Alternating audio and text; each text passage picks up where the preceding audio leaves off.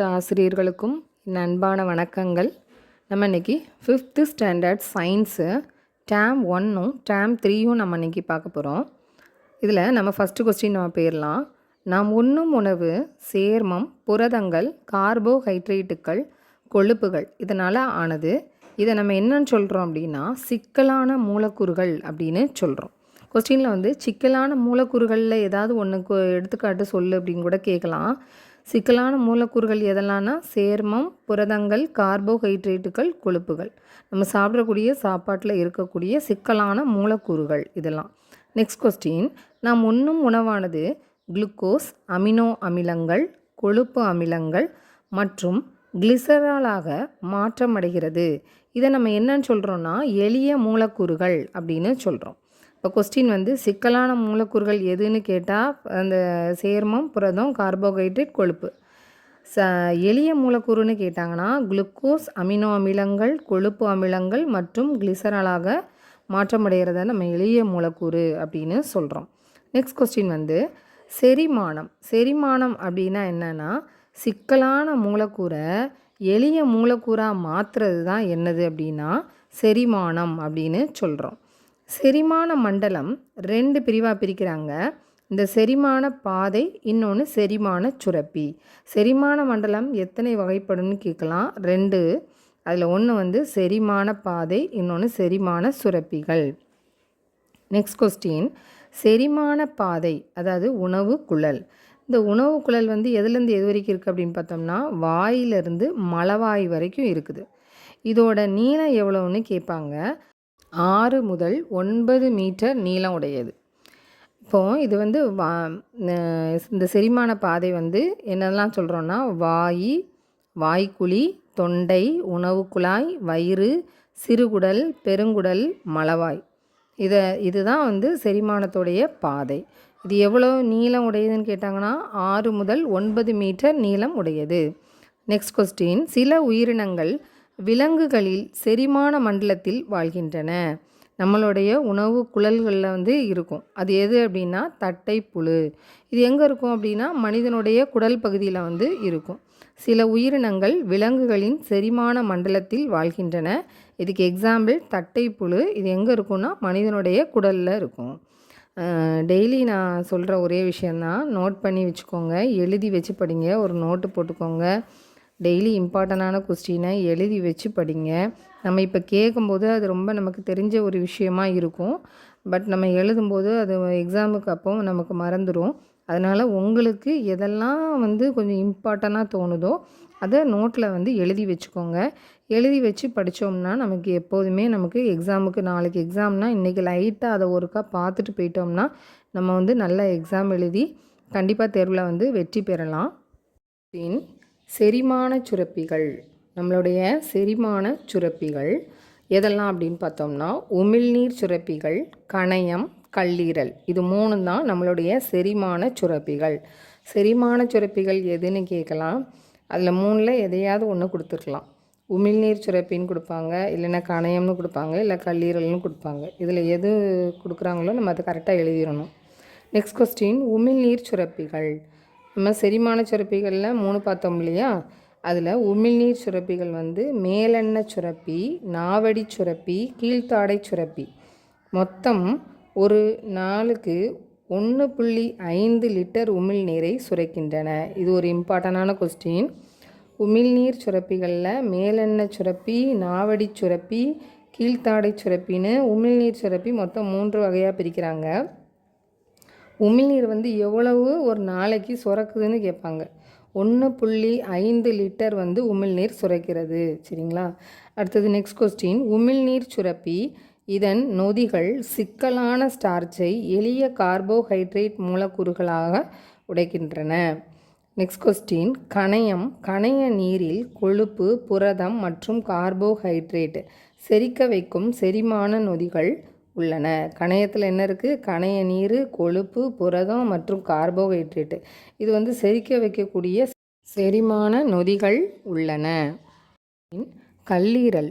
கொழுப்பை செரிக்க வைப்பதற்கான ஒரு பித்த நீரை சுரக்கிறது எது அப்படின்னு கேட்பாங்க. கொழுப்பை செரிக்க வைக்கிறதுக்கான பித்த நீர் எது அப்படின்னு கேட்டோம்னா அது கல்லீரல்.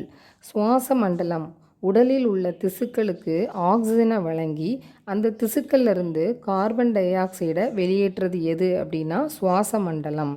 சுவாச மண்டலம் எதெல்லாம்னா சுவாச வழி, நுரையீரல், சுவாச தசைகள், இதை தான் நம்ம சுவாச மண்டலம் அப்படின்னு சொல்கிறோம்.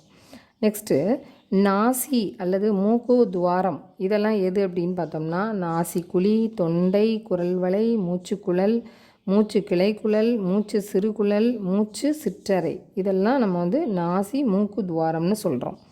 நெக்ஸ்ட் கொஸ்டின், புகைப்பிடித்தலில் நச்சு வாயுவான கார்பன் மோனாக்சைடு இருக்குது. இது ரொம்ப ஒரு இம்பார்ட்டண்டான ஒரு கொஸ்டின், நோட் பண்ணி வச்சுக்கோங்க. புகைப்பிடித்தலில் இருக்கக்கூடிய நச்சு வாயு எது அப்படின்னு கேட்கலாம். Carbon monoxide. கார்பன் மோனாக்சைடு எதில் இருக்குதுன்னு கூட கேட்பாங்க. புகைப்பிடித்தலில் தான் நமக்கு கார்பன் மோனாக்சைடு இருக்குது அப்படின்னு சொல்லி நம்ம கொடுக்கணும். கொஸ்டினை எப்படினாலும் நமக்கு மாற்றி கேட்கலாம். நெக்ஸ்ட் கொஸ்டின், சுவாச வழி எதெல்லாம்? நாசிக்குழியிலேருந்து மூச்சு கிளைக்குழல் வரைக்கும் இருக்கிறது தான் சுவாச வழி. இது நுரையீரல் வரைக்கும் உண்டு. நெக்ஸ்ட்டு நுரையீரல். சுவாச மண்டலத்துடைய முதன்மை உறுப்பு எது அப்படின்னா அதுதான் நுரையீரல்.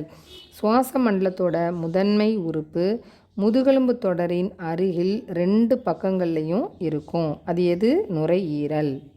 கொஸ்டின், சுவாச தசைகள் உதர விதானம் மற்றும் உட்புற தசைகள். உட்புற தசைகளை விழா தசைகள்னு சொல்லுவோம். இதை உள்ளடக்கியது. நுரையீரலுக்கு உள்ளேயும் வெளியேயும் காற்றை விரிவடைகிறது, காற்றை விசையுடன் தள்ளுவது. சுவாச தசைகள் உதரவிதானம் மற்றும் உட்புற தசைகளால் ஆனது. உட்புற தசைகளுக்கு இன்னொன்று என்ன சொல்லுவோம்? விலா தசைகள்னு சொல்லுவோம். நுரையீரலுக்கு உள்ளேயும் வெளியேயும் காற்றை விசையுடன் தள்ளுவது. இதுதான் சுவாச தசைகள். நெக்ஸ்ட் கொஸ்டின், புகைப்பிடித்தல் நுரையீரல் புற்றுநோய்க்கு காரணமாகிறது. புகைப்பிடிக்கிறதுனால என்ன நோய் ஏற்படும் கூட கேட்கலாம். நுரையீரல் புற்றுநோய். இரத்த ஓட்ட மண்டலம், இதயம், இரத்தம், இரத்த நாளங்கள். இரத்த ஓட்ட மண்டலம் எது அப்படின்னு கேட்கலாம். இதயம் கொடுப்பாங்க, இல்லைன்னா இரத்தம் கொடுப்பாங்க, இரத்த நாளங்கள்னு கொடுக்கலாம். இது எல்லாமே இரத்த ஓட்ட மண்டலங்கள். இதயம் சூழ்ந்துள்ள இரட்டை அடுக்கு சவ்வானது, அதுக்கு பேர் என்னன்னா பெரிகார்டியம். இதயத்தை சூழ்ந்துள்ள இரட்டை அடுக்கு சவ்வு பெரிகார்டியம். இதுவும் இம்பார்ட்டன்ட் கொஸ்டின் தான். அடுத்தது நெக்ஸ்ட்டு, பெரிகார்டியல் திரவம் இதயத்தை அதிர்ச்சியில் இருந்து பாதுகாக்கிறது. அதிர்ச்சியில் இருந்து பாதுகாக்கக்கூடியது எதுன்னு கேட்கலாம். பெரிகார்டியல் திரவம். நெக்ஸ்ட் கொஸ்டின், இதயமானது எத்தனை அறைகளை கொண்டுள்ளது? 4 அறைகளாக பிரிக்கப்பட்டுள்ளது. இதயத்தின் மேல் அறைகள் 2ம் எட்ரியா அதாவது ஆரிக்கிள் அப்படின்னு சொல்கிறோம். இதயத்துடைய கீழ் அறைகள் 2ம் வென்ட்ரிக்கிள்கள் என்று அழைக்கலாம். இந்த எட்ரியாங்கிறது நம்மளை குழப்பறதுக்காக கூட இந்த கொஸ்டின்ஸை கேட்கலாம். நெக்ஸ்ட் கொஸ்டின் போயிடலாம். ஆரிக்குலோ வென்ட்ரிகுலோர் இடைச்சுவர் இதயத்தின் மேல் மற்றும் கீழ் அறைகளை பிரிக்கின்ற தசையாலான சுவர். 2ஐயும் பிரிக்கக்கூடிய சுவர் எதுன்னு கேட்கலாம். ஆரிக்குலார் வென்ட்ரிகுலாருக்கு 2க்கும் இடையில் உள்ள சுவரை தான் நம்ம என்னன்னு சொல்கிறோம்? ஆரிக்குலோ அப்படின்னு சொல்கிறோம். வென்ட்ரிகுலாருக்கு இடைச்சுவர் இதயத்தின் மேல் மற்றும் கீழ் அறைகளாக பிரிகின்றன. இந்த தசைகளான சுவர்களை தான் நம்ம ஆரிக்குலோ அப்படின்னு சொல்கிறோம். இதயத்தின் வலது பக்கம் ஆக்சிஜனேற்ற இரத்தத்தை ஆக்சிஜனை பெறுவதற்கு பல்வேறு பாகங்களில் இருந்து நுரையீரலுக்கு தள்ளும். இதயத்தினுடைய வலது பக்கம் ஆக்சிஜனற்ற அசுத்த இரத்தம். கொஸ்டின் கேட்கலாம். வலது பக்கம் என்ன இரத்தம் வரும் அப்படின்னு கேட்கலாம். அசுத்த இரத்தம் ஆக்சிஜனை பெறுவதற்கு பல்வேறு பாகங்களிலிருந்து நுரையீரலுக்கு தள்ளும். கொஸ்டின், இதயத்தின் இடது பக்கம் ஆக்சிஜனேற்றம் அடைந்த இரத்தத்தை நுரையீரலில் இருந்து பல்வேறு பாகங்களுக்கு உந்தி தள்ளுகிறது. இதயத்துடைய இடது பக்கம் ஆக்சிஜனேற்றம் அடைந்த இரத்தத்தை நுரையிலிருந்து பல்வேறு பாகங்களுக்கு உந்தி தள்ளுகிறது. நெக்ஸ்ட் கொஸ்டின், மனித உடலில் இரத்தத்தோட அளவு. இது இம்பார்ட்டன்ட் கொஸ்டின். மனித உடலில் இரத்தத்தோடைய அளவு எவ்வளவுன்னு கேட்பாங்க. 4 to 5 லிட்டர் இரத்தம். மனித உடலின் இரத்தத்தின் அளவு 4 முதல் 5 லிட்டர். நெக்ஸ்ட் கொஸ்டின், சத்துக்கள், ஆக்சிஜன் கழிவுகள் மற்றும் ஹார்மோன்களை கடத்துவது எது? இரத்தம். சத்துக்கள், ஆக்சிஜன் கழிவுகள் மற்றும் ஹார்மோன்கள் இதெல்லாம் கடத்துறது எது அப்படின்னா இரத்தம். இரத்த நாளங்களை என்னன்னு சொல்கிறோம்னா தமனிகள், சிரைகள் அப்படின்னு இரத்த நாளங்கள் 2 வகைப்படும். அது என்னதுன்னா தமனிகள், சிரைகள். நெக்ஸ்ட் கொஸ்டின், தமனிகள் ஆக்சினேற்றமற்ற இரத்தத்தையும் சிரைகள் ஆக்சினேற்ற இரத்தத்தையும் இதயத்திற்கு எடுத்து செல்கின்றன. தமனிகள் ஆக்சினேற்ற இரத்தத்தையும் சிரைகள் ஆக்சினேற்றமற்ற இரத்தத்தையும் இதயத்திற்கு எடுத்து செல்லுகின்றன.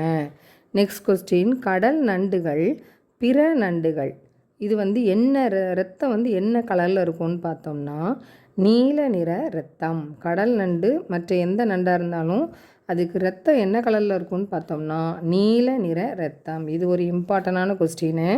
நெக்ஸ்ட் கொஸ்டின், கரப்பான்பூச்சியோட ரத்தம் என்ன கலரில் இருக்குன்னு கேட்பாங்க. அது வெள்ளை நிற ரத்தம். கரப்பான்பூச்சிக்கு ரத்தம் வெள்ளை கலரில் இருக்கும். கடல் நண்டுகளுக்கும் பிற நண்டுகளுடைய ரத்தமும் என்ன கலரில் இருக்கும்? நீல நிற ரத்தம். நெக்ஸ்ட் கொஸ்டின் பார்க்கலாம். கழிவு நீக்க உறுப்புகள் சிறுநீரகங்கள், நுரையீரல்கள், கல்லீரல், தோல். இது எல்லாமே கழிவு நீக்க உறுப்பு. கழிவு நீக்க உறுப்பு எதுன்னு கேட்கலாம்.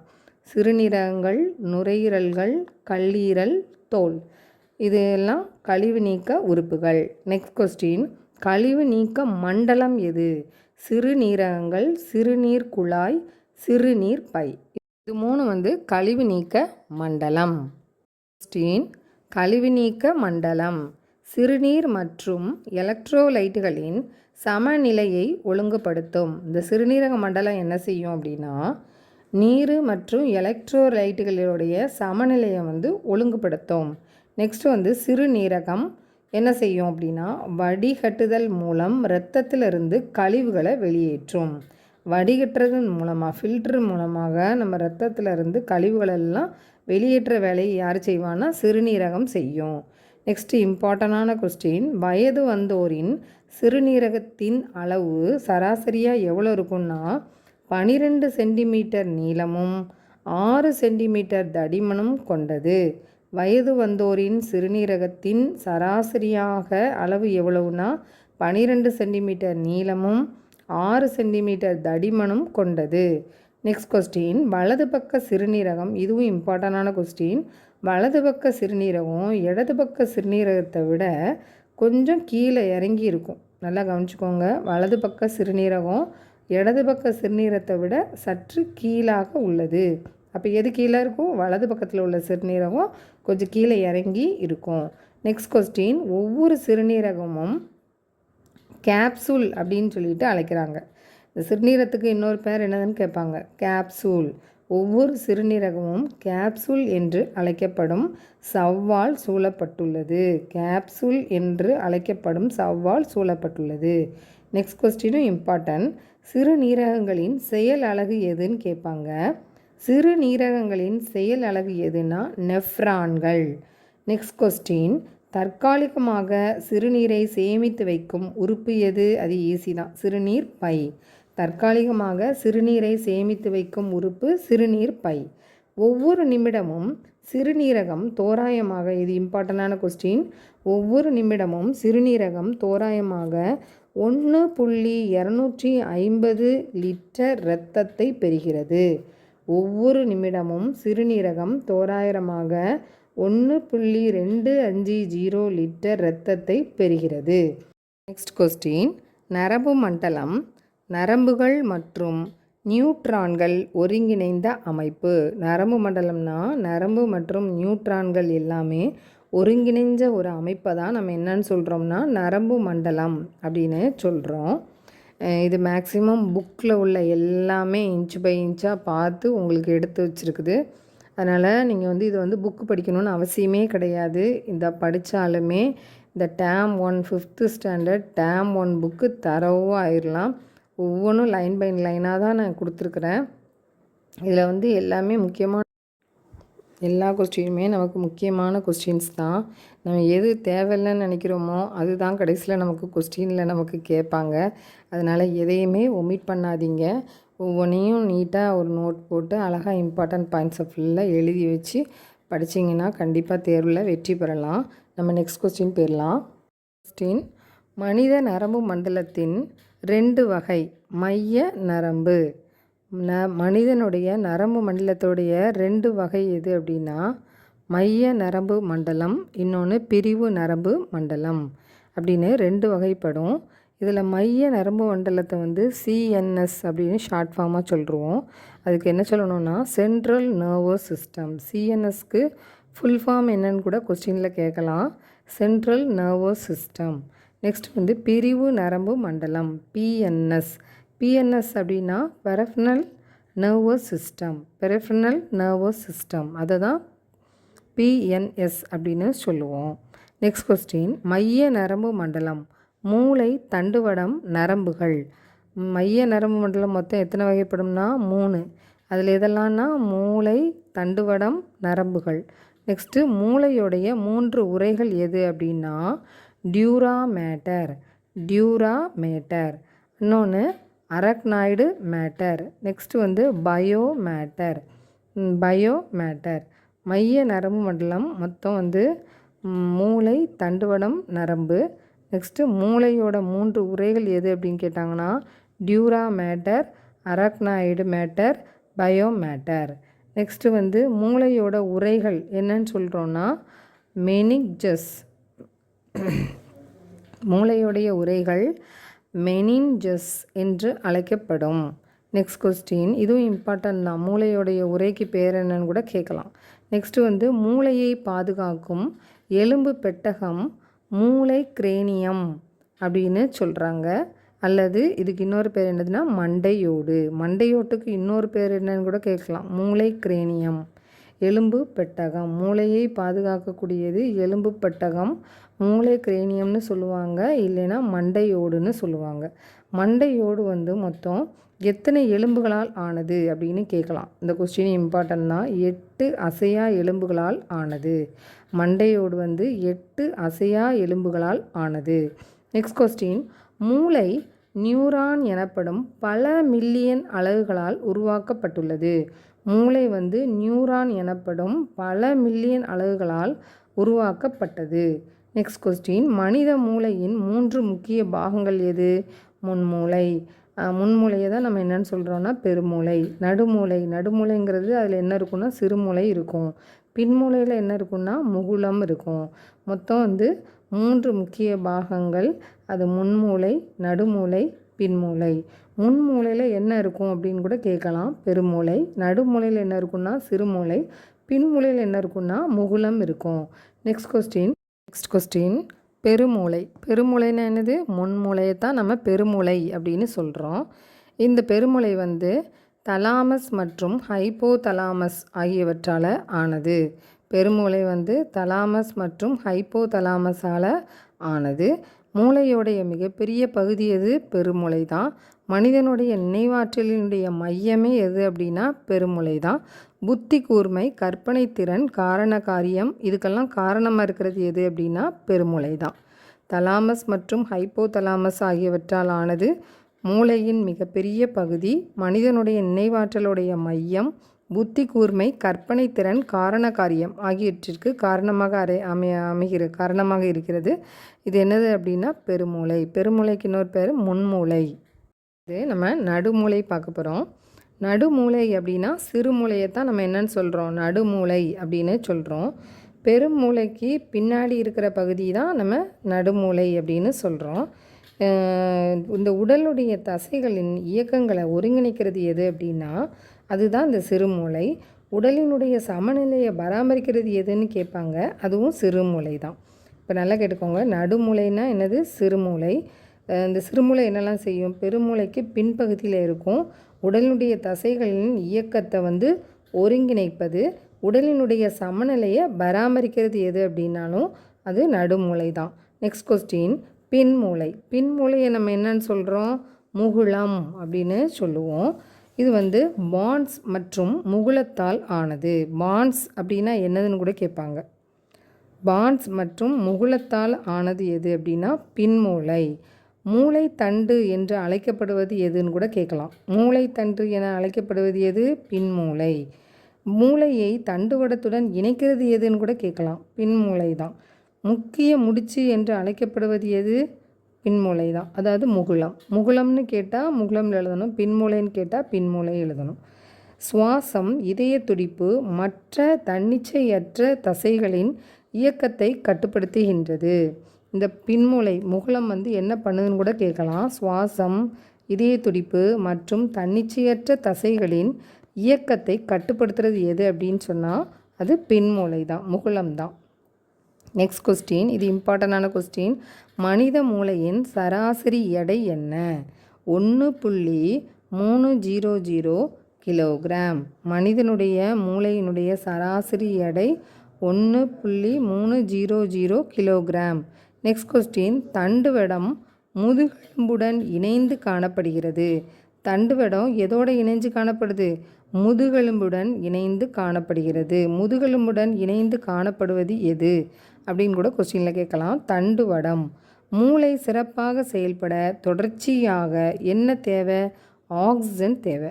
ஆக்சிஜன் குறைஞ்சிது அப்படின்னா மூளை வந்து பிரிஸ்காக வேலை செய்யாது. மூளை சிறப்பாக செயல்பட தொடர்ச்சியாக என்ன காற்று தேவைன்னு கேட்கலாம்.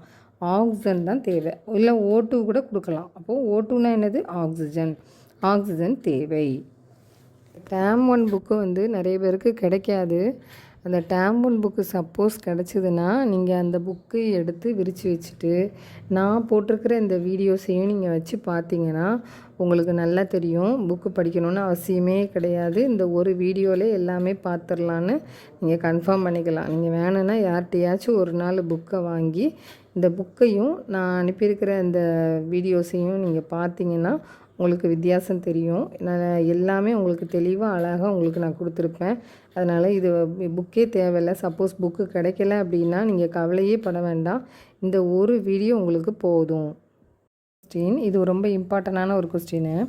தொடர்ந்து ஒரு 4 நிமிஷத்துக்கு மேலே நமக்கு ஆக்சிஜன் கிடைக்கல அப்படின்னா நம்மளோட மூளை வந்து அதோட செயல்பாட்டையே இழந்துடும். அதாவது ஒரு டார்க் ரூம்பு, நல்ல காற்றே போகாத ஒரு ரூமில் நம்மளை அடைச்சி வச்சாங்க அப்படின்னா நம்ம தானாகவே நம்ம அன்கான்சியஸ் ஆயிடுவோம். அப்போ அந்த மூளை வந்து நமக்கு வந்து செயல்பாட்டை இழந்துருது. அதுதான் 4 நிமிஷத்துக்கு மேலே நமக்கு ஆக்சிஜன் கிடைக்கல அப்படின்னா மூளை வந்து தன்னோட செயல்பாட்டை வந்து இழந்துடும். அதனால் எத்தனை நிமிடங்கள்னு கேட்பாங்க. 4 நிமிடங்கள். நெக்ஸ்ட் கொஸ்டின் போயிடலாமா? பிரிவு நரம்பு மண்டலம் 2 பகுதி. உடல் நரம்பு மண்டலம், தானியங்கு நரம்பு மண்டலம். இந்த பிரிவு நரம்பு மண்டலம் இருக்கு இல்லையா, அது 2 பகுதியாக இருக்கும். அதில் ஒன்று வந்து உடல் நரம்பு மண்டலம், இன்னொன்று தானியங்கு நரம்பு மண்டலம். நெக்ஸ்ட் கொஸ்டின், உடல் நரம்பு மண்டலம் அப்படிங்கிறது உடல்லிருந்து உணர்வுகளை மூளைக்கும் மூளையிலிருந்து செய்திகளை உறுப்புகளுக்கும் இயக்கிறது எது அப்படின்னா உடல் நரம்பு மண்டலம். நெக்ஸ்ட் கொஸ்டின், தானியங்கு நரம்பு மண்டலம்னா என்ன அப்படின்னா உடலின் உள் உறுப்புகளின் நரம்புகளை கட்டுப்படுத்துறது எது அப்படின்னா அதுதான் தானியங்கு நரம்பு மண்டலத்தோட வேலை. நெக்ஸ்ட் கொஸ்டின், பருப்பொருள் வந்து 3 இயற்பியல் நிலைகளில் காணப்படுகின்றது. அது எதெல்லாம்? திண்மம், திரவம், வாயு. பருப்பொருளுடைய 3 நிலைகள் எதுன்னு கேட்கலாம். திண்மம், திரவம், வாயு. பருப்பொருட்கள் மூலக்கூறுகளால் ஆனவை. மூலக்கூறுகள் எதால் ஆனவைனா அணுக்களால் ஆனவை. Next question, திரவப்பொருள். திரவப்பொருள் வந்து மூலக்கூறுகள் தளர்வான இடைவெளி விட்டு பிணைக்கப்பட்டிருக்கும். திரவப்பொருள் எப்படி இருக்கும்னா அதோட மூலக்கூறு எப்படி இருக்கும்னு கேட்கலாம். தளர்வாக இடைவெளி விட்டு பிணைக்கப்பட்டிருக்கும். இவற்றை சிறிதளவு அழுத்தலாம். நெக்ஸ்ட்டு, திடப்பொருள். மூலக்கூறுகள் மிக நெருக்கமாக அமைந்துள்ளது. இவற்றை அழுத்த முடியாது. திடப்பொருள் வந்து மூலக்கூறுகள் வந்து ரொம்ப நெருக்கமாக அமைஞ்சிருக்கும். இதை வந்து அழுத்த முடியாது. நெக்ஸ்ட் வந்து வாயு மூலக்கூறுகள் மிக தளர்வாக பிணைக்கப்பட்டிருக்கும். வாயு மூலக்கூறுகள் வந்து ரொம்ப தளர்வாக இருக்கும். இப்போ வந்து திரவப்பொருள் வந்து மூலக்கூறுகள் எப்படி இருக்கும்? தளர்வாக இருக்கும், இடைவெளி விட்டு பிணைக்கப்பட்டிருக்கும். திடப்பொருள் வந்து மூலக்கூறுகள் ரொம்ப நெருக்கமாக அமைஞ்சிருக்கும், இதை அழுத்த முடியாது. வாயு வந்து மூலக்கூறுகள் மிக தளர்வாக பிணைக்கப்பட்டிருக்கும். நெக்ஸ்ட் வந்து இலைகள் இயற்கை மற்றும் செயற்கை பொருட்களின் மெல்லிய நூல்கள். இலைகள் வந்து எப்படி இருக்கும்? இயற்கை மற்றும் செயற்கை பொருட்களால் ஆன ஒரு மெல்லிய நூலை தான் நம்ம இலைகள் அப்படின்னு சொல்கிறோம். நெக்ஸ்ட் கொஸ்டின், தாவர இலைகளுக்கு எக்ஸாம்பிள் எது அப்படின்னா பருத்தி, சணல், நார் இதெல்லாம் வந்து தாவர இலைகள். விலங்குகளுடைய இலைகள் வந்து என்னதுன்னா கம்பளி, பட்டு இதெல்லாம் விலங்குகள்கிட்ட இருந்து கிடைக்கக்கூடிய இலைகள். நெக்ஸ்ட் வந்து செயற்கை இலைகள் எதை சொல்கிறோன்னா ரேயான், நைலான், அப்புறம் அக்ரிலிக், டெக்ரான், இதெல்லாம் வந்து செயற்கை இலைகள். நெக்ஸ்ட் செயற்கை இலைகள் வேதி செயல்முறையை பயன்படுத்தி பெட்ரோலியத்திலிருந்து பெறப்படுது. எதுலேருந்து செயற்கை இலை கிடைக்குதுன்னு கேட்கலாம். பெட்ரோலியத்திலிருந்து கிடைக்குது. நெக்ஸ்ட்டு பருத்தி செடி 5 to 6 அடி வளரக்கூடிய ஒரு புதர் செடியை தான் நம்ம பருத்தி செடி அப்படின்னு சொல்கிறோம்.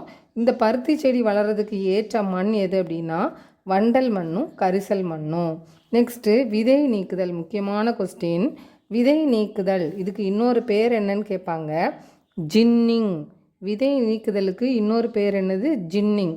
இலைகளை அதன் விதையிலிருந்து பிரித்தெடுக்கக்கூடிய முறைக்கு பேர் தான் ஜின்னிங் அப்படின்னு சொல்கிறோம். விதை நீக்குதல் அப்படின்னு சொல்கிறோம். விதையிலிருந்து பிரித்தெடுக்கக்கூடிய முறைக்கு பெயர் என்னன்னு கேட்கலாம், அதுக்கு ஜின்னிங். விதையிலிருந்து பிரித்தெடுக்கக்கூடிய முறையை விதை நீக்குதல்னு சொல்லுவோம் அப்படியும் கேட்கலாம். ஜின்னிங் முறைனா என்ன அப்படின்னு கூட கேட்கலாம். அதனால் எப்படினாலும் கேட்கலாம், நம்ம ரெடியாக இருந்துக்கணும். நெக்ஸ்ட்டு வந்து தறி. நெசவாளர்கள் துணிகளை நெய்ய பயன்படுத்துவது கைத்தறி, விசைத்தறியாகவோ இருக்கலாம். தறி வந்து நெசவாளர்கள் பயன்படுத்தக்கூடிய அந்த துணியில் நெய்யக்கூடியதை பயன்படுத்துறது தான் நம்ம கைத்தறின்னு சொல்கிறோம். இதுக்கு இன்னொரு பெயர் விசைத்தறி அப்படின்னு சொல்லலாம். நெக்ஸ்ட்டு வந்து பருத்தி பந்துகள். இது வந்து விதை நீக்குதல். பருத்தி இலைகள், பஞ்சு, நூற்றல், நெய்தல், பின்னுதல், துணி, இதெல்லாம் வந்து பருத்தி பந்துகள். பருத்தி பந்துகள் முறையில் செய்யக்கூடியது, அதை பயன்படுத்தி செய்யக்கூடியதை தான் நம்ம சொல்கிறோம் பருத்தி பந்துகள் அப்படின்னு சொல்கிறோம். சணல் இலை. சணல் தாவரத்திலிருந்து தண்டு பகுதியிலிருந்து பெறப்படுறத தான் நம்ம என்னன்னு சொல்கிறோன்னா சணல் இலை அப்படின்னு சொல்கிறோம். சணல் இலைகளை தங்க இலைகள் அப்படின்னும் அழைப்பாங்க. சணல் இலைக்கு மற்றொரு பெயர் என்னன்னு கேட்கலாம், தங்க இலைனா என்னன்னு கூட கேட்கலாம். நிறம், விலை அடிப்படையில் இது வந்து மாறும். Next question. நார்கள். தேங்காயின் வெளிப்புற பகுதியில் இருந்து கிடைக்கிறது. நார்கள் எதிலிருந்து கிடைக்குதுன்னா தேங்காயோடைய வெளிப்புற பகுதியிலிருந்து கிடைக்குது. செயற்கை இலை எது அப்படின்னா நிலக்கரி, பெட்ரோலியம், இயற்கை வாயுவிலிருந்து பெறப்படுறதை தான் நம்ம செயற்கை இலை அப்படின்னு சொல்கிறோம். இந்த செயற்கை இலைகள் மூலம் எதெல்லாம் கிடைக்குது அப்படின்னு பார்க்க போகிறோம். ரேயான், நைலான், பாலிஸ்டர், அக்ரிலிக், இதெல்லாம் செயற்கை இலைகள். மரக்கூழ், பட்டு கம்பளி, பெட்ரோலிய பொருட்கள், கம்பளி பொருள், இந்த ரேயான் இதெல்லாம் எதுலேருந்து கிடைக்குது அப்படின்னு கூட ஒரு மேட்ச்சில் கூட நம்மளுக்கு வந்து கேட்கலாம். இப்போ ரேயான் அப்படின்னா மரக்கூழ்லேருந்து கிடைக்குது, நைலான்னா பட்டு கம்பளியிலேருந்து கிடைக்குது, பாலிஸ்டர் வந்து பெட்ரோலிய பொருள்லேருந்து கிடைக்குது, அக்ரிலிக் வந்து கம்பளி பொருள்லேருந்து கிடைக்குது. கம்பளி அப்படிங்கிறது விலங்குகளோடைய இலையை தான் நம்ம கம்பளி அப்படின்னு சொல்கிறோம். ரேயானோடைய பயன்கள் பார்க்கலாம். இந்த ரேயானுடைய பயன்கள் என்னென்னா கயிறு, துணி, தொப்பி, சக்கரவடம், அப்புறம் கம்பளி விரிப்பு, இதெல்லாம் மூலமாக நமக்கு வந்து ரேயானுடைய பயன்கள். இதுதான் ரேயானோட பயன்கள். ரேயான் கூட பயன்களில் ஏதாவது ஒன்று கூட கொடுக்கலாம். அப்போ ரேயான் கூட பயன்கள் எதுன்னு நமக்கு தெரிஞ்சாதான் அதில் ஏதாவது ஒன்று எடுத்து எழுத முடியும். சில சமயம் ரேயானுடைய பயன்களில் கயிறு மட்டும் கொடுக்கலாம். அப்போ நம்ம கயிறு எடுத்து எழுதணும். சரிங்களா? கயிறு, துணிகள், தொப்பி, சக்கரவடம், கம்பளி விரிப்பு, இதெல்லாம் நம்ம தெரிஞ்சு வச்சுக்கணும். Next question. நைலானின் பயன்கள். நைலானோட பயன்கள் எதுக்கு பயன்படுது அப்படின்னா மீன்பிடி வலைக்கு பயன்படுகிறது. கயறுகள், பேராஷூட், துணிகள், அப்புறம் வந்து துலக்குவான், பாத்திரம் கழுவும் இல்லையா, அந்த ப்ரெஷ்ஷு தேய்க்கிறதுக்காக இதுக்கெல்லாம் வந்து நைலானை வந்து பயன்படுத்துகிறாங்க. நைலானின் பயன்கள் பார்த்தோம். இப்போ வந்து பாலிஸ்டரோடைய பயன்களை பார்க்க போகிறோம். சட்டை மற்றும் பேண்ட் துணிகள், ரப்பர் குழாய்கள், படச்சுருள்கள், பெட், பாட்டில்கள் மற்றும் கம்பிகள் தயாரிக்க இந்த பாலிஸ்டர் வந்து பயன்படுது. இந்த பாலிஸ்டர் எதுக்கெல்லாம் பயன்படுதுன்னு லைட்டாக பார்த்துருவோம். சட்டை மற்றும் பேண்ட் துணிகள், பாலிஸ்டர் சட்டை, பாலிஸ்டர் பேண்ட்டு, ரப்பர் குழாயி, படச்சுருள்னால் ஃபிலிம் ரோல், பெட்டு, அப்புறம் பாட்டில், கம்பி, இதெல்லாம் தயாரிக்கிறதுக்கு நமக்கு பாலிஸ்டர் பயன்படுது. Next question. அக்ரிலிக் பயன்பாடு. கம்பளி சட்டை, சால்வை, கம்பளி போர்வை, இதெல்லாம் தயாரிக்கிறதுக்கு இந்த அக்ரிலிக் வந்து பயன்படுது. நெக்ஸ்ட் கொஸ்டின், உலகிலேயே மிக உயர்ந்த இலை எது அப்படின்னா விக்யூனா. இது ரொம்ப இம்பார்ட்டண்டான ஒரு கொஸ்டின். உலகிலேயே மிக உயர்ந்த இலை எது அப்படின்னா விக்யூனா. விக்யூனா எனும் சிறிய காட்டு விலங்குகளிடமிருந்து பெறப்படுகிறது. இது எதிலிருந்து கிடைக்குதுன்னு கேட்கலாம். காட்டு விலங்குகளிடமிருந்து பெறப்படுகிறது. இது ஒட்டக குடும்பத்தை சார்ந்தது. இந்த விக்யூனாங்கிறது ஒட்டக குடும்பத்தை சார்ந்தது. நெக்ஸ்ட் கொஸ்டின், ஒவ்வொரு தானியமும் உமியால் பாதுகாக்கப்படுகிறது. ஒவ்வொரு தானியமும் எதால் பாதுகாக்கப்படுகிறதுன்னு கேட்பாங்க. உமியால் பாதுகாக்கப்படுகிறது. நெக்ஸ்ட் கொஸ்டின், கோதுமை உலகிலேயே அதிகமாக பயிரிடப்படும் முக்கியமான உணவு பயிர். இதில் என்ன சத்து இருக்கும் அப்படின்னா நார் சத்து, விட்டமின்கள், தாதுக்கள் இதெல்லாம் மிக அதிகமாக இருக்கும். இந்த கொஸ்டினும் கேட்கலாம். உலகிலேயே அதிகமாக பயிரிடப்படக்கூடிய முக்கியமான உணவு பயிர் எது அப்படின்னு கேட்கலாம். கோதுமை. இதில் என்ன சத்து இருக்குன்னு கேட்கலாம். நார் சத்து, வைட்டமின்கள், தாதுக்கள். நெக்ஸ்ட் கொஸ்டின், சோளம் மெக்சிகோ மற்றும் அமெரிக்கா போன்ற வெப்பமண்டல மித வெப்ப நாடுகளில் முதன்மையான உணவு. சோளத்தோடைய முதன்மையான உணவு, சோளம் முதன்மையான உணவு எங்கே அப்படின்னு கேட்கலாம். மெக்சிகோ, அமெரிக்கா போன்ற நாடுகளில் முக்கியமான உணவு எது அப்படின்னா சோளம். இது வெப்பமண்டலம் மித வெப்பமண்டல நாடுகளில் தான் இது காணப்படும், முதன்மையாக காணப்படும்.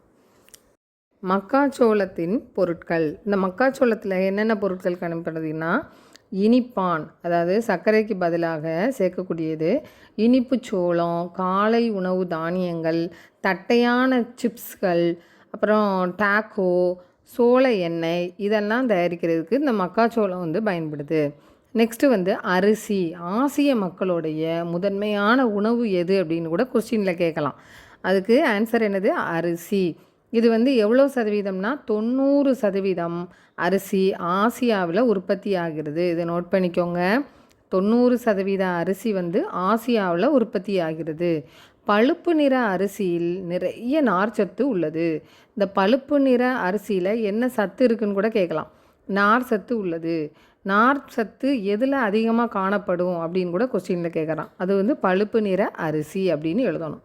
வெள்ளை அரிசியை விட உடலுக்கு நல்லது எதுன்னு கேட்கலாம். பழுப்பு நிற அரிசி. நெக்ஸ்ட் கொஸ்டின், சிறு தானியங்கள் சிறு விதைகளை உடையது. இது புல் இனத்தின் வகையை சார்ந்தது. சிறு தானியங்கள் சிறு விதையுடையது. இந்த சிறு தானியங்கள் என்ன இனத்தை சார்ந்ததுன்னு கூட கொஸ்டினில் கேட்கலாம். இந்த சிறு தானியங்கள் புல் இனத்தின் வகையை சார்ந்தது. சிறு தானியங்களில் நார் சத்து அதிகம் உள்ளது. இது உடல் எடையை குறைக்க பயன்படுகிறது. சிறுதானியம் எதற்காக பயன்படுகிறதுன்னு கேட்கலாம். உடல் எடையை குறைக்க பயன்படுகிறது. சிறுதானியத்தில் உள்ள சத்து எது? நார் சத்து. இப்படி எப்படினாலும் கேட்கலாம் கொஸ்டின். அடுத்தது நெக்ஸ்ட் கொஸ்டின், ஒரு பொருள் மூழ்குவதும் மிதப்பதும் அந்த பொருளினுடைய அடர்த்தியை பொறுத்து அமைகிறது. ஒரு பொருள் மூழ்கிறதுக்கும் மிதக்கிறதுக்கும் எது பயன்படுதுன்னு கேட்பாங்க. அடர்த்தியை பொறுத்து அமைகிறது. நெக்ஸ்ட்டு காளி புட்டியின் அடர்த்தி நீரின் மேல்நோக்கு விசையை விட குறைவு என்பதால் மிதக்கிறது. காளி புட்டி எதுக்காக தண்ணியில் மிதக்குதுன்னு கேட்பாங்க. அப்போ எதுக்கு? நீரினுடைய மேல்நோக்கு விசையை விட குறைவு என்பதால் அது மிதக்குது. சரிங்களா?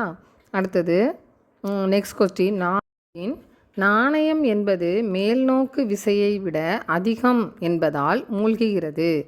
நாணயம் எதனால் மூழ்குகிறதுன்னு கேட்பாங்க. மேல்நோக்கு விசையை விட அதிகமாக இருக்கிறதுனால மூழ்குகிறது. மீன் தன் உடலின் மீது செயல்படும் மேல்நோக்கு விசையை கட்டுக்குள் வைத்து கொள்வதால் மேலே கீழே நீந்துகிறது. மீன் எதனால் நீந்துகிறதுன்னு கேட்பாங்க. அப்போ உடலின் மீது செயல்படும் மேல்நோக்கு விசையை கட்டுக்குள்ளே வச்சு கொள்றதுனால தான் அது மேலே கீழே நீந்துகிறது. நெக்ஸ்ட் கொஸ்டின், 2 திரவங்களை கலக்கும்போது அடர்த்தி அதிகமாக உள்ள திரவம் அடியிலும் அடர்த்தி குறைவாக உள்ள திரவம் மேலேயும் காணப்படும். இது கூட கேட்கலாம். அடர்த்தி அதிகமாக உள்ளது எங்கே, அடர்த்தி குறைவானது எங்கேயும் காணப்படும்னு கேட்கலாம். நெக்ஸ்ட் கொஸ்டின், ஒரே விதமான வேதியியல் பண்பை பெற்றுள்ள பொருட்கள் ஒன்றுடன் ஒன்று நன்கு கலக்கும். வேறுபட்ட வேதியியல் பண்புகள் பெற்ற பொருளை கலப்பது இல்லை. நல்லா நோட் பண்ணிக்கோங்க. எது கலக்கும் எது கலக்கிறது இல்லை அப்படிங்கிறத கவனிச்சுக்கணும். நெக்ஸ்ட்டு நான் கொஞ்சம் வேகமாக தான் போகிறேன், ஏன்னா வீடியோ ரொம்ப லென்த்தாக போகிற மாதிரி இருக்குது. உங்களுக்கு சீக்கிரமாகவும் நான் விஷயத்த சொல்லணும், அதே சமயம் உங்களுக்கு அண்டர்ஸ்டாண்ட் பண்ணிக்கவும் இருக்கணும் அப்படின்றதுனால தான் கொஞ்சம் ஸ்பீடாக போகிறேன், எதுவும் நினச்சிக்காதீங்க. ஒரு நிமிடத்தில் இதயத்தின் துடிப்பானது 15 வினாடிக்குள் கிடைத்த நாடி துடிப்பை 4ஆல் பெருக்க வேண்டும். நல்லா நோட் பண்ணிக்கோங்க, இது ரொம்ப இம்பார்ட்டண்டான ஒரு விஷயம். ஒரு நிமிஷத்தில் இதய துடிப்பானது 15 வினாடிகளும் கிடைத்த நாடி துடிப்பை 4ஆல் என்ன செய்யணுமா, பெருக்கணுமா. 4ஆல் பெருக்கினாக்கா நமக்கு வந்து இதய துடிப்பு வந்து கணிச்சிக்கலாம். நெக்ஸ்ட் கொஸ்டின், இயந்திர ஆற்றல் ஒரு பொருளின் நிலையை பொறுத்து அமையும் ஆற்றல் இயக்க ஆற்றல், நிலை ஆற்றல். இயந்திர ஆற்றல் வந்து ஒரு பொருளோட நிலையை பொறுத்து அமையும். அது எதெல்லாம் அப்படின்னா இயக்க ஆற்றல், நிலை ஆற்றல். நெக்ஸ்ட்டு, இயக்க ஆற்றல் வந்து நகர்வு ஆற்றல்னு இன்னொரு பெயரும் இருக்குது. இயக்க ஆற்றலுக்கு இன்னொரு பெயர் எதுன்னு கூட கேட்கலாம், நகர்வு ஆற்றல். நகரும் பொருட்களை பெற்றிருக்கக்கூடிய ஆற்றலை என்னன்னு சொல்கிறோம் அப்படின்னு கூட கொஸ்டினில் கேட்கலாம். அது வந்து இயக்க ஆற்றல். டெய்லி வந்து படிங்க, வீடியோ ஸ்கிப் பண்ணால் பாருங்கள். இந்த தேர்ட் டேர்ம் வந்து 5th ஸ்டாண்டர்டு டேம் வந்து 1 தானே நம்ம பார்த்துட்ருக்குறோம். இந்த 1ல் வந்து வீடியோ வந்து லென்த்தாக போயிட்டே இருக்குது, நிறைய இருக்குது போர்ஷன் வந்து. அதனால தான் நான் இதில் எந்த ஒரு கொஷினையும் விடாமல் உங்களுக்கு வந்து நான் போட்டிருக்கிறேன். இதில் வந்து மொத்தம் பார்த்திங்கன்னா 138 150 கிட்ட கொஸ்டின்ஸ் வந்து இருக்குது. இது வந்து ஃபஸ்ட் டேமுக்கு மட்டும், 5th ஸ்டாண்டர்ட் ஃபஸ்ட் டேமுக்கு மட்டும் இருக்குது. 5th ஸ்டாண்டர்ட் கொஸ்டின் தான் ரொம்ப இம்பார்ட்டன்ட், ஏன்னா அதுதான் கொஞ்சம் குவாலிஃபைடாக இருக்கும் கொஸ்டின்ஸ் எல்லாமே. அதனால் நமக்கு பெரும்பாலும் இதிலேருந்து நிறைய கொஸ்டின்ஸ் வரலாம். அதனால் நான் ஒரு இன்ச்சும் கூட விடாமல் உங்களுக்கு வந்து கொடுத்துருக்குறேன். அதனால் இந்த வீடியோவை நீங்கள் பார்த்தாலுமே போதும், 1 or 2 டைம்ஸ் திரும்ப திரும்ப கேளுங்க. இதிலேருந்து கண்டிப்பாக கொஸ்டின்ஸ் வந்து உங்களுக்கு வரும். இதை படித்தாலுமே நீங்கள் புக்கு படிக்கணும்னு அவசியமே கிடையாது, புக்கை நல்லா கம்ப்ளீட் பண்ணிடலாம். இதை படித்தா போதும். அதுக்கப்புறம் வந்து இதில் இம்பார்ட்டண்டான நான் சொல்கிற கொஸ்டின்ஸை வந்து நீங்கள் ஒரு நோட்டு போட்டு எழுதி வச்சுக்கோங்க.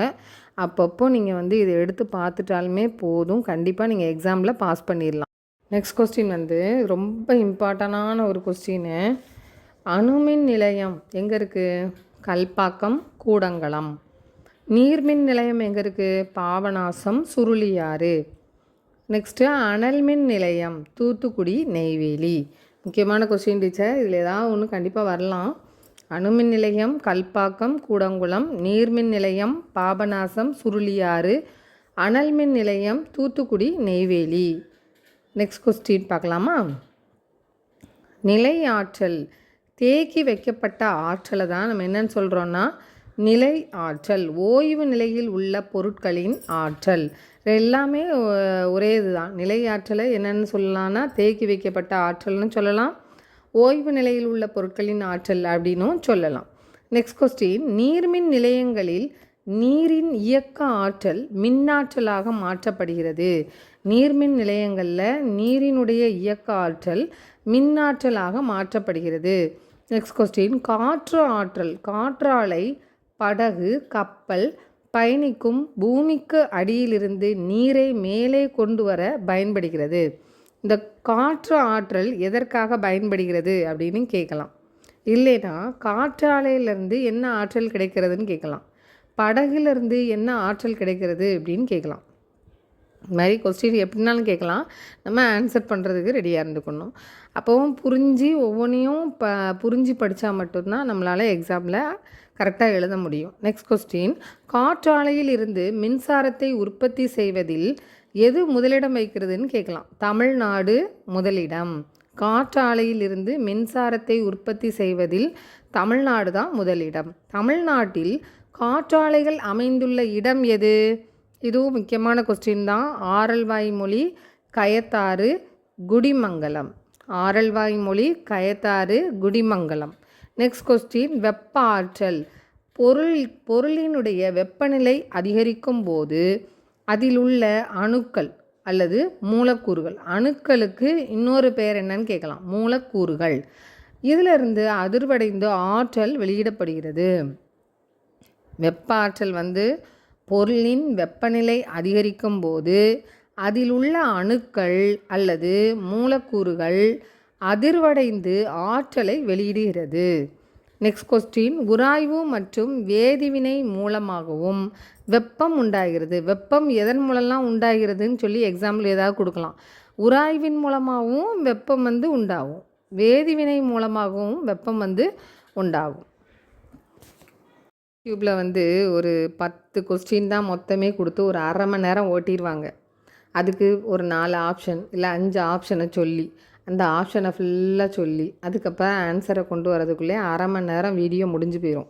இதில் நீங்கள் படிக்கிறது எத்தனை அப்படின்னா மொத்தமே 10 கொஸ்டின் தான், அரை மணி நேரம் முடிஞ்சு போயிடும். இதில் படிக்கிறது 10 கொஸ்டின் தான். ஆனால் நம்ம அப்படி இல்லை, ஏன்னா நமக்கு தெரியும் டைம் எவ்வளவு முக்கியம் அப்படிங்கிறது. அதனால தான் நான் டைம் வேஸ்ட் பண்ணுறதுக்கே விரும்பலை. இன்றைக்கி என்னோடய வீடியோவை நீங்கள் பார்த்தீங்க அப்படின்னா எவ்வளோக்குள்ளே அந்த போர்ஷன்ஸை ஃபுல்லாக கவர் பண்ணணுமோ அவ்வளோக்குள்ளே கவர் பண்ணியிருப்பேன். நீங்கள் புக் எடுத்தனாலும் செக் பண்ணி பாருங்கள். இன்ச் பை இன்ச்சாக நான் பார்த்து எடுத்து வச்சுருந்துருப்பேன். அதனால தான் நீங்கள் உங்களுக்கு புக்கு நிறைய பேருக்கு கிடைக்காம கூட போகலாம். புக்கு கிடைக்கலையே என்ன பண்ண அப்படின்னு சொல்லிட்டு நீங்கள் கவலைப்படவே வேண்டாம். இந்த ஒரு வீடியோ என்னோடய வீடியோ நீங்கள் பார்த்தாலுமே போதும். டைமை மட்டும் ஒதுக்கி ஸ்கிப் பண்ணாமல் இந்த வீடியோ ஃபுல்லாக பாருங்கள். முக்கியமான பாயிண்ட்ஸை நோட் பண்ணி வச்சு படிங்க. கண்டிப்பாக நம்ம தேர்வில் வெற்றி பெறலாம். வெப்ப ஆற்றலின் முதன்மை மூலம் எது அப்படின்னா சூரியன். வெப்ப ஆற்றலின் முதன்மை மூலம் எது? சூரியன். வெப்பம் ஒரு பொருளில் உள்ள மூலக்கூறுகளின் மொத்த ஆற்றல். ஒரு பொருளோடைய மூலக்கூறுகளின் மொத்த ஆற்றல் எது அப்படின்னு கேட்கலாம். வெப்பம். வெப்பநிலை ஒரு பொருளில் உள்ள வெப்பத்தின் அளவு. ஒரு பொருளில் உள்ள வெப்பத்தின் அளவு எது அப்படின்னா வெப்பநிலை. வெப்பநிலைனா என்ன? வெப்பத்தினுடைய அளவைத்தான் நம்ம வெப்பநிலை அப்படின்னு சொல்கிறோம். ஒளி ஆற்றல் அலை வடிவத்தில் பரவக்கூடிய ஆற்றல் ஃபோட்டான்கள் எனப்படும் துகள்களை கொண்டது. ஒளி ஆற்றல் அலை வடிவத்தில் பரவக்கூடிய ஆற்றல், இதை ஃபோட்டான்கள் அப்படின்னு சொல்கிறோம். ஒளி ஆற்றலை எப்படி அழைப்பாங்கன்னு கேட்கலாம். ஃபோட்டான்கள் என்று அழைப்பார்கள். எனப்படும் துகள்களை கொண்டுள்ளது. ஃபோட்டான்கள் அப்படின்னு நம்ம ஞாபகம் வச்சுக்கணும். நெக்ஸ்ட்டு, மனித கண்களுக்கு புலப்படும் ஒரே ஆற்றல் எது அப்படின்னா ஒளி. மனித கண்களுக்கு புலப்படும் ஒரே ஆற்றல் ஒளி. ஒளி பரவுவதற்கு எந்த ஒரு ஊடகமும் தேவை இல்லை. நல்லா ஞாபகம் வச்சுக்கோங்க. ஒளி பரவுவதற்கு எந்த ஊடகம் தேவை அப்படின்னு கேட்கலாம். நம்மளை குழப்பதுக்குன்னே கேட்பாங்க. ஒளி பரவுவதற்கு எந்த ஊடகமுமே தேவை இல்லை. நெக்ஸ்ட் கொஸ்டின், ஒளி ஒரு வினாடிக்கு 3 லட்சம் கிலோமீட்டர் தூரம் பரவுகிறது. இது நோட் பண்ணிக்கோங்க. ஒளி ஒரு வினாடிக்கு 3 லட்சம் கிலோமீட்டர் தூரம் பரவுகிறது. சூரிய ஒளி சூரியனை வந்தடைகிறதுக்கு நல்ல முக்கியமான கொஸ்டின். சூரிய ஒளி பூமியை வந்தடைய எவ்வளோ நிமிஷம் ஆகும்னு கேட்டிருக்காங்க. 8 நிமிடம் 20 வினாடி தேவைப்படுகிறது. சூரிய ஒளி பூமியை வந்தடைய 8 நிமிடம் 20 வினாடி தேவைப்படுகிறது. முக்கியமான கொஸ்டின், குறித்து வச்சுக்கோங்க. அதே மாதிரி ஒளி ஒரு வினாடிக்கு 3 லட்சம் கிலோமீட்டர் தூரம் பரவுகிறது. முக்கியமானது. நெக்ஸ்ட் கொஸ்டின், ஒளி ஆற்றலின் பயன்கள். ஒளிச்சேர்க்கை நமது தோல் விட்டமின் டி உற்பத்தி செய்கிறது. மின்சார உற்பத்தி செய்கிறதுக்கும் இந்த ஒளி ஆற்றல் பயன்படுகிறது. நெக்ஸ்ட் கொஸ்டின், அணுக்கள் புரோட்டான், எலக்ட்ரான், நியூட்ரான் போன்ற துகள்களை கொண்டது. அணுக்கள் என்ன கொண்டதுன்னு கேட்கலாம். புரோட்டான், எலக்ட்ரான், நியூட்ரான் இந்த மாதிரி துகள்களை கொண்டது. அணுக்கள் எந்த துகள்களை கொண்டது அப்படின்னு கொடுத்து 3 ஆப்ஷனில் இது வேறு ஏதாவது கேட்கலாம். இதில் நமக்கு ஏதாவது ஒன்று வரும். ஒரு பொருளில் உள்ள எலக்ட்ரானின் நகர்வினால் ஏற்படக்கூடிய விசை எதுனா மின்னாற்றல். ஒரு பொருளின் எலக்ட்ரானின் நகர்வினால் ஏற்படும் விசை மின்னாற்றல். நெக்ஸ்ட் ஒரு இம்பார்ட்டண்டான கொஸ்டின் இருக்குது. ஈல் எனப்படும் மீன்கள் மின்னாற்றலை உற்பத்தி செய்கின்றன. மின்னாற்றலை உற்பத்தி செய்வது எது அப்படின்னு கேட்கலாம். ஈல். நல்லா ஞாபகம் வச்சுக்கோங்க. ஈல் ஃபிஷ் மின்னாற்றலை உற்பத்தி செய்யும். கொஸ்டின் மின்னாற்றல் உற்பத்தி செய்யப்படும் இடங்கள். அணுமின் நிலையங்கள், நீர்மின் நிலையங்கள், காற்றாலைகள், சூரிய ஒளி. இதன் மூலமாக தான் மின்னாற்றல் உற்பத்தி செய்யப்படுது. மின்னாற்றல் உற்பத்தி செய்யப்படும் இடங்கள் அணுமின் நிலையங்கள், நீர்மின் நிலையங்கள், காற்றாலைகள், சூரிய ஒளி. நெக்ஸ்ட் கொஸ்டின், வேதி ஆற்றல். அணுக்கள் ஒன்றிணைந்து வேதிப்பொருளை உருவாக்கும் போது வேதி ஆற்றல் சேமிக்கப்பட்டு வெவ்வேறு வேதிப்பொருட்கள் ஒன்றுடன் ஒன்று இணையும் போது வேதியாற்றல் வெளிப்படும். வேதியாற்றல் எப்படி வெளிப்படும்? அணுக்கள் எல்லாம் ஒன்றா சேர்ந்து வேதிப்பொருளை உருவாக்கும் போது தான் வேதி ஆற்றல் சேமிக்கப்பட்டு வெவ்வேறு வேதிப்பொருட்கள் ஒன்றோட ஒன்றா இணையும் போது தான் வேதி ஆற்றல் வெளிப்படுது. நெக்ஸ்ட் கொஸ்டின் இது முக்கியமான ஒரு மேட்ச் பார்த்துக்கோங்க. பருத்தி செடி கரிசல் மண், பஞ்சிலிருந்து நூல் நூற்றல், துணி நெய்தல், விதை நீக்குதல் ஜின்னிங், இலை மெல்லிய நூல். நூல்னா நூற்றல், பஞ்சுனா விதை நீக்கல், துணிகள்னா நெய்தல், ரேயானா மரக்கூழ், சணல்னா தண்டு. இப்படி 2 விதமாக எப்படினாலும் நமக்கு மேட்சை கேட்கலாம். நெக்ஸ்ட் கொஸ்டின் ஆற்றல் அழிவின்மை விதி. ஆற்றல் அழிவின்மை விதி. ஆற்றலை ஆக்கவோ அழிக்கவோ முடியாது. ஒரு வகை ஆற்றல் வேறொரு வகை ஆற்றலாக மாறுகிறது அப்படின்னு சொன்னவர் யார் அப்படின்னா ஜூலியஸ் ராபர்ட் மேயர். நல்லா ஞாபகம் வச்சுக்கோங்க, ரொம்ப இம்பார்ட்டண்டான ஒரு கொஸ்டின். Julius Robert mayor. ஆற்றல் அழிவின்மை விதி. ஆற்றலை ஆக்கவோ அழிக்கவோ முடியாது. ஒரு வகை ஆற்றல் வேறொரு வகை ஆற்றலாக மாறுகிறது அப்படின்னு கூறியவர் யார் அப்படின்னு கேட்கலாம். Julius Robert mayor. ஆற்றல் அழிவின்மை விதியின் பயன்பாடு. உதாரணம் நீர்த்தேக்கம். ஆற்றல் அழிவின்மை விதியினுடைய பயன்பாடு எதில் இருக்கும் அப்படின்னா நீர்த்தேக்கத்தில் தான் அதிகமாக இருக்கும். நிலை ஆற்றல், இயக்க ஆற்றல், மின்சாரம், மின்சார சாதனங்கள் இதிலெல்லாம் மின்னாற்றல் பயன்படுது. மின் விசிறி, இயந்திர ஆற்றல், மின் விளக்கு, ஒளி ஆற்றல், வெப்ப ஆற்றல், கணினி, ஒளியாற்றல், சலவை பெட்டி, வெப்ப ஆற்றல், வாகனங்கள் என்னது? வேதி ஆற்றல், எரிபொருள், வெப்ப ஆற்றல், இயக்க ஆற்றல். அப்புறம் உணவு என்னது? வேதி ஆற்றல், வேலை செய்ய தேவையான ஆற்றல். இது எல்லாமே ஆற்றல் அழிவின்மை விதியினுடைய பயன்பாடுகள். நெக்ஸ்ட் கொஸ்டின் நம்மை சுற்றி நிகழும் மாற்றங்கள். மீளக்கூடிய மாற்றங்கள், மீளா மாற்றங்கள். நம்மை சுற்றி நிகழக்கூடிய மாற்றங்கள் எதெல்லாம் அப்படின்னா மீளக்கூடிய மாற்றங்கள், மீளா மாற்றங்கள். மீளக்கூடிய மாற்றங்கள் எதெல்லாம் அப்படின்னா நீர் பனிக்கட்டியாக மாறுறது, பின்பு அதே பனிக்கட்டி நீராக மாறுறது. நெக்ஸ்ட்டு மீளா மாற்றங்கள் எது அப்படின்னா ஒரு காகித துண்டை எரிக்கும் போது அது சாம்பலாக மாறிடும். திரும்பவும் அது காகிதமாக மாற்ற முடியுமா? மாற்ற முடியாது. அதனால் இது என்னது? மீளா மாற்றங்கள். நெக்ஸ்ட்டு மீளா மாற்றங்கள் அனைத்தும் நிலையான மாற்றங்கள் ஆகும். வெப்பப்படுத்துதல், எரித்தல், கலத்தல், பொடியாக்குதல் நிலையான மாற்றங்களை உண்டாக்கும். நெக்ஸ்ட் ஒளியின் திசைவேகம் வினாடிக்கு 3,00,000 கிலோமீட்டர். ஒளியினுடைய திசைவேகம் வினாடிக்கு எத்தனை கிலோமீட்டர்னு கேட்பாங்க. இது ஒரு இம்பார்ட்டண்டான கொஸ்டின். 3,00,000 கிலோமீட்டர். நெக்ஸ்ட்டு ஆற்றலின் எஸ்ஐ அலகு எது? ஜூல். ஆற்றலின் எஸ்ஐ அலகு ஜூல். இதுவும் இம்பார்ட்டண்டான கொஸ்டின். ஆற்றலின் எஸ்ஐ அலகு ஜூல். அனைத்து வேதியியல் மாற்றங்களும் மீளாதவை. அனைத்து வேதியியல் மாற்றங்களும் என்னதுன்னு கேட்பாங்க. மீளாதவை. பெரும்பாலான இயற்பியல் மாற்றங்கள் மீளக்கூடியவை. பெரும்பாலான இயற்பியல் மாற்றங்கள் மீளக்கூடியவை. உலகம் முழுவதும் ஆண்டுதோறும் 40 மில்லியன் டன் மின்னணு கழிவுகள் வெளியேற்றப்படுகின்றன. இதுவும் ஒரு இம்பார்ட்டண்டான ஒரு கொஸ்டின். எத்தனை மில்லியன் டன் மின்னணு கழிவுகள் வெளியேற்றப்படுகிறதுன்னு கேட்கலாம். 40 மில்லியன் டன்.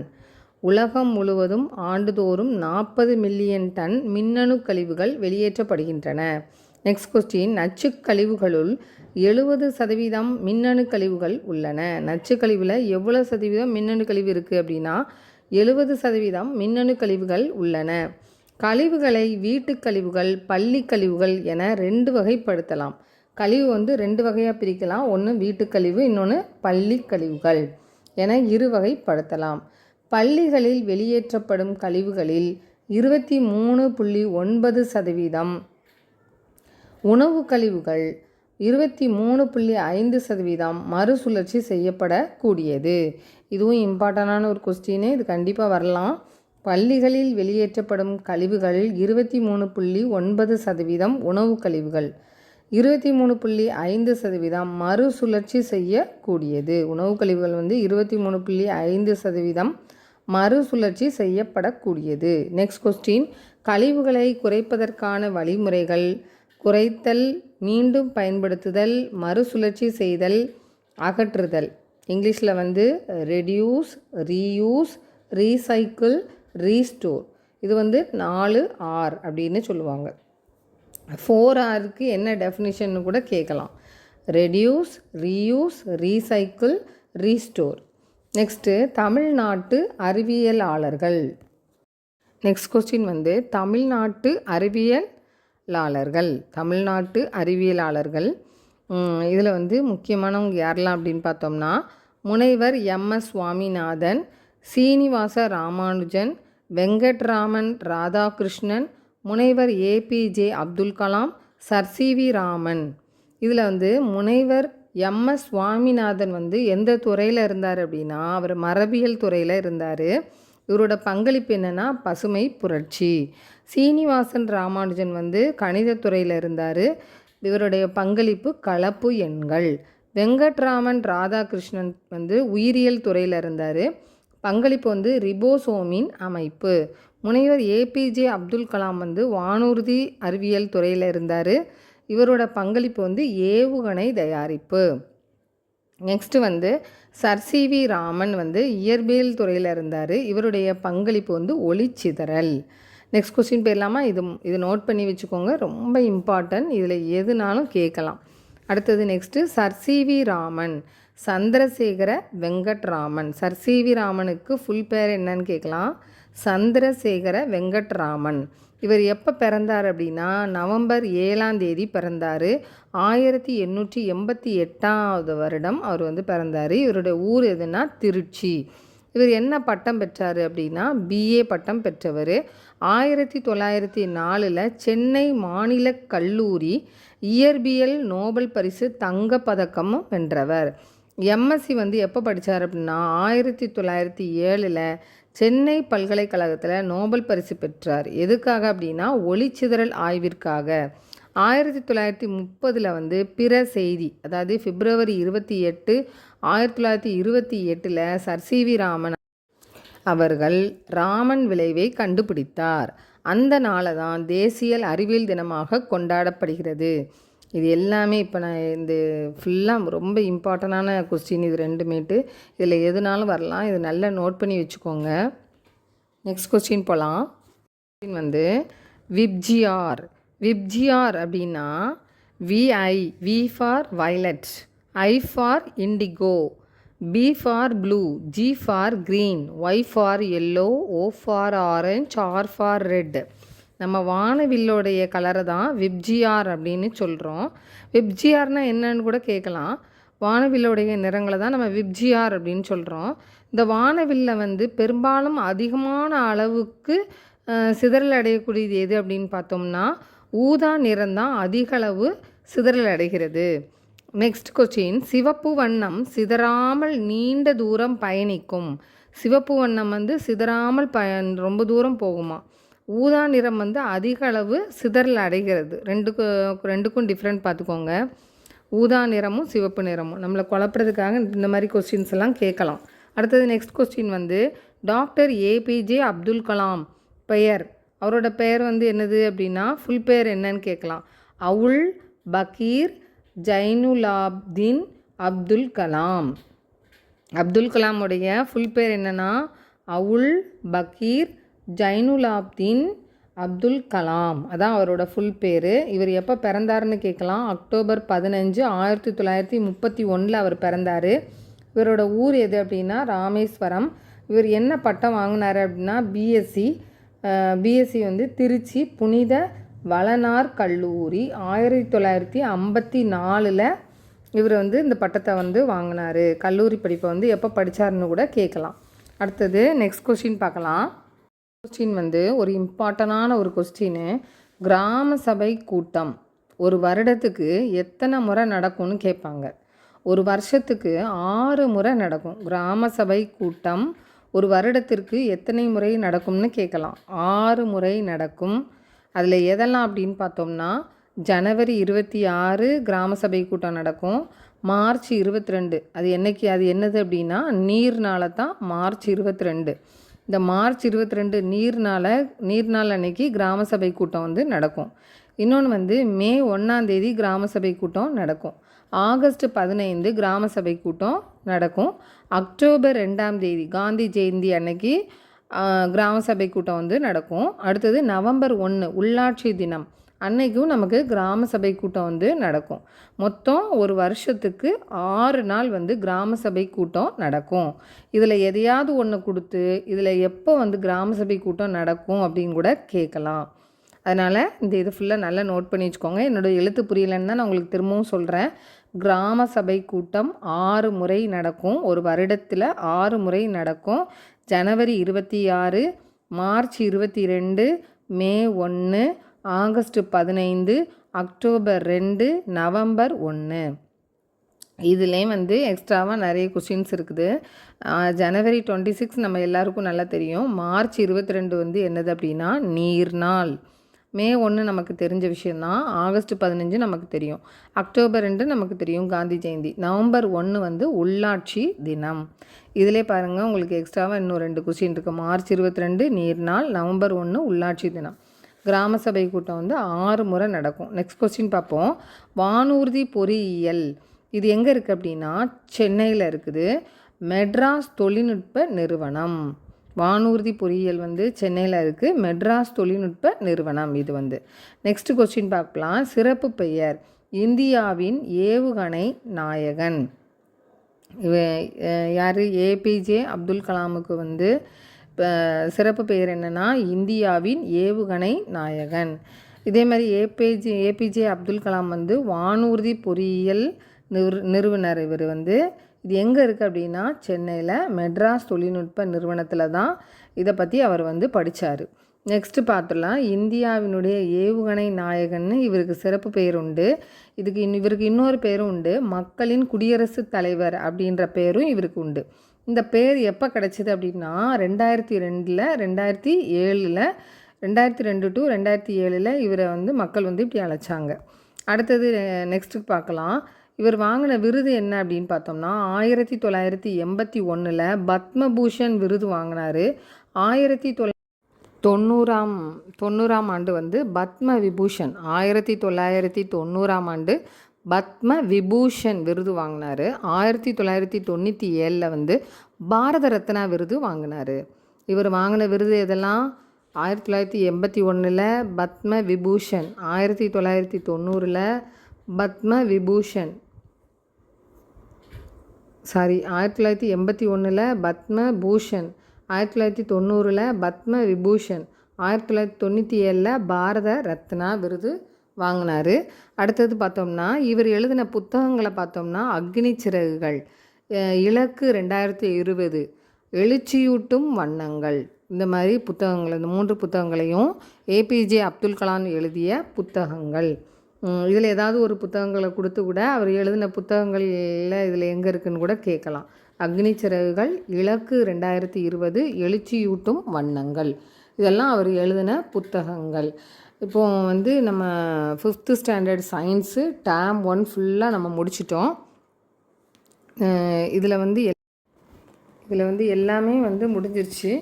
இப்போது உங்களுக்கு இந்த பாடம் ஃபுல்லாக நான் கவர் பண்ணிட்டேன்.